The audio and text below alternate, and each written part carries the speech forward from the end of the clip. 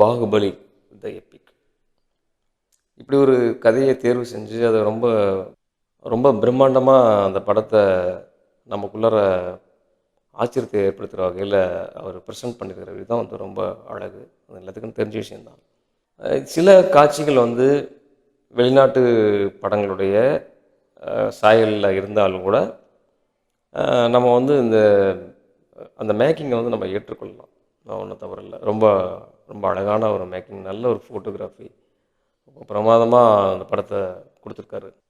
அதை கதை சொன்ன விதம், ஒரு மலைவாழ் கிராமத்தில் இருக்கக்கூடிய ஒரு இளைஞன், ரொம்ப அதிக பலத்தை உடைய ஒரு இளைஞன், அந்த மலைக்கு மேலே இருக்கக்கூடிய ஒரு மலையில் இருக்கக்கூடிய ஒரு பெண்ணின் மேலே காதல் ஏற்படுது.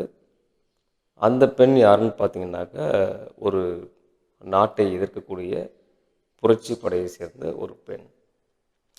இவங்களுடைய காதல் போயிட்டு இருக்கும் பொழுது அந்த பெண்ணுக்கு திடீர்னு காதலை விட தனது நோக்கம்தான் முக்கியம் அப்படின்னு சொல்லிட்டு முடிவெடுத்து அவங்க கிளம்புறாங்க.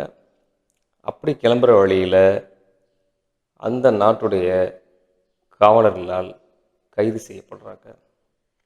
அந்த நேரத்தில் நாயகன் போயிட்டு காப்பாற்றுறாரு. அப்படி காப்பாற்றும் பொழுது ஒரு விஷயம் தெரிய வருது. அந்த நாட்டில் ஒரு பெண் வந்து கைது செய்து வைக்கப்பட்டிருக்காங்க நீண்ட வருடங்களாக. அவங்கள மீட்கிறது தான் வந்து எங்களுடைய நோக்கம் அப்படின்னு சொல்லி அந்த பெண் சொல்கிறாங்க. அதனால் உன்னோட நோக்கம்தான் என்னோட நோக்கமோ அப்படின்னு சொல்லிட்டு இவர் அந்த பெண்ணை மீட்கிறதுக்கு முயற்சி பண்ணுறாரு.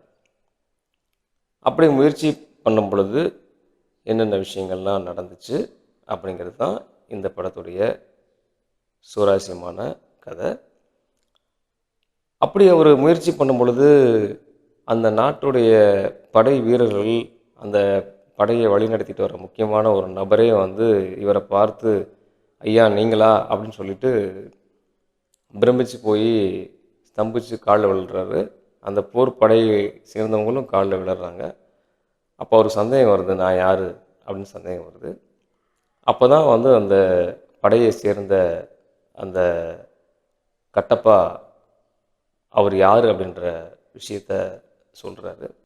இறுதியில் வந்து என்ன நடந்துச்சு, கட்டப்பா என்ன கதை சொன்னார், அந்த பாகுபலியை வந்து கட்டப்பா வந்து ஏன் கொன்னார் அப்படிங்கிறதுக்கான ஒரு தீர்வை வந்து இதில் சொல்கிறதுக்கு முயற்சி பண்ணியிருக்காங்க.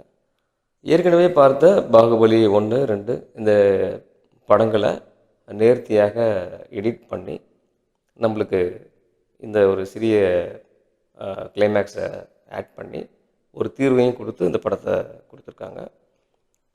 பாகுபலி ஏற்கனவே பார்த்தவங்களுக்கு தெரியும், ரொம்ப அற்புதமான ஒரு படம். அந்த படத்தை பற்றி நிறைய பேசிகிட்டே இருக்கலாம்.